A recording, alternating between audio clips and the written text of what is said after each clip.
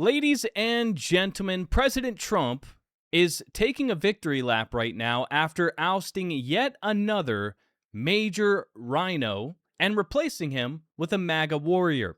Now, back in January of this year, President Trump vowed to take out Indiana Senate Majority Leader Roderick Bray, a total RINO who betrayed the Republican Party, the President of the United States, and everyone else who wants to make America great again. And this is because Roderick Bray was the leading voice against President Trump's push for Indiana to redistrict, draw a new congressional map, and eliminate 2 Democrat seats in the state of Indiana and replace them with a map which was 9-0 for the Republicans.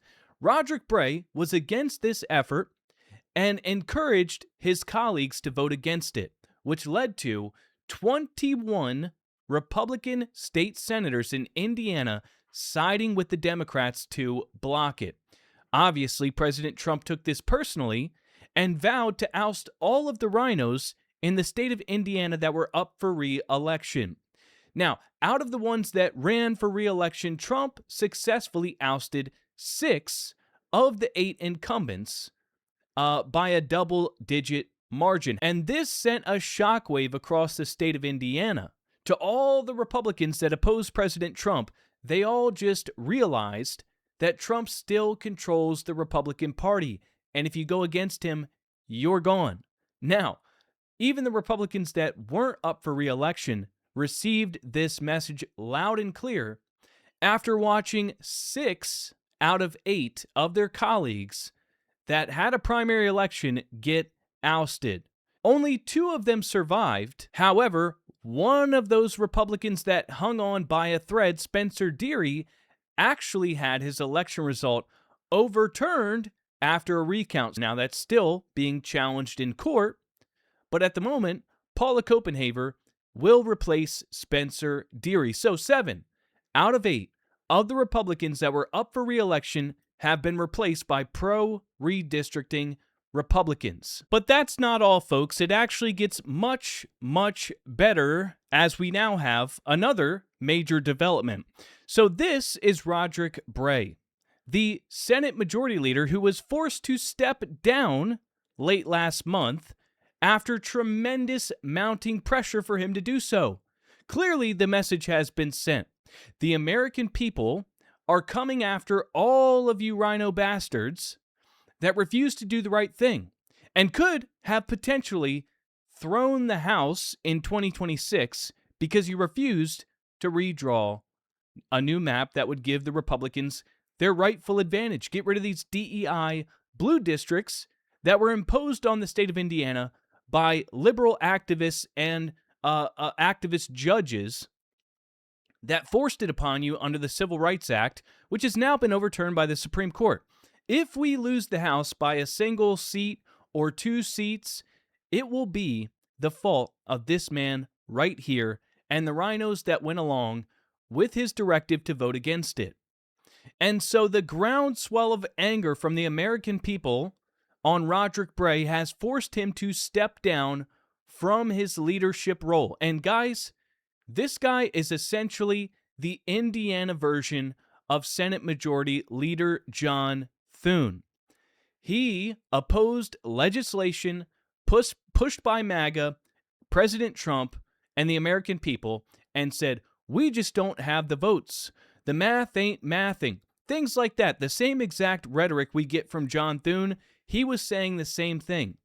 He tried to scapegoat the fact that the math ain't mathing while quietly telling all of his colleagues not to support the new congressional map. And it failed solely because of him. If the leader in that position was a MAGA warrior that was doing everything in his power to cut deals and ensure that the new map got through, it would have gotten through. But this fella right here sabotaged the effort, and now he's being forced to step down because he sees the writing on the wall. That when all these new MAGA Republicans that Trump has successfully endorsed that won their primaries, they're going to get in there and they're going to start kicking over tables And as soon as this guy's up for re-election, he's gone. So he already sees the writing on the wall and has decided to step down in anticipation. And guess what? They've already found the replacement. And ladies and germs, they have now replaced Roderick Bray with a extremely pro-redistricting MAGA Republican. So it is official. President Trump scores massive win over the RINOs in Indiana who blocked redistricting, with Chris Garton being selected as Senate President pro tempore after the MAGA slate ousted the RINOs. So Indiana is now officially MAGA country. President Trump, very happy with this news, says congratulations to Indiana State Senator Chris Garton, who I was proud to endorse on being unanimously voted by his colleagues to be the next Senate President pro tempore for the State Senate of Indiana.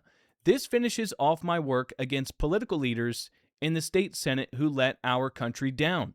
If they did what they should have done, and what every other state did as requested, we would have 2 more seats in the House of Representatives. So boom, I mean, look at this guy. Look at his jawline. Look at his bone structure. He's full of testosterone. He's ready to go.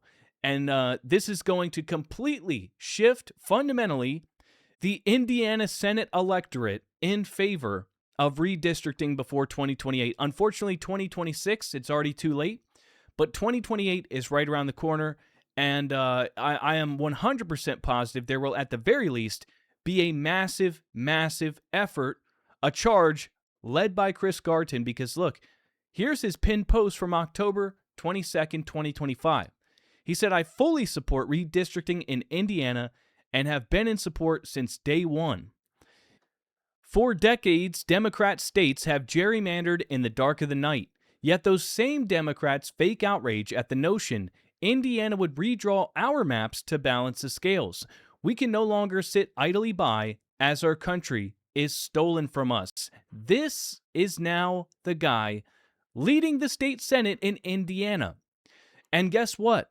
The House already passed the map. So it was the Senate that was the roadblock. Half of the Republicans that voted against it are already gone. The ones that remain received a loud message from MAGA and the American people on what happens when you defy our wishes and the president's directives. And now the Senate is led by this based gigachad with a perfect jawline. So it's a very, very strong possibility that before 2028, the House of Representatives will pick up 2 more districts, because the American people made their voices loud and clear, and because President Trump made it his life's work to oust these RINOs. So, ladies and gentlemen, major victory. We'll have to see what happens when these new MAGA Republicans take office.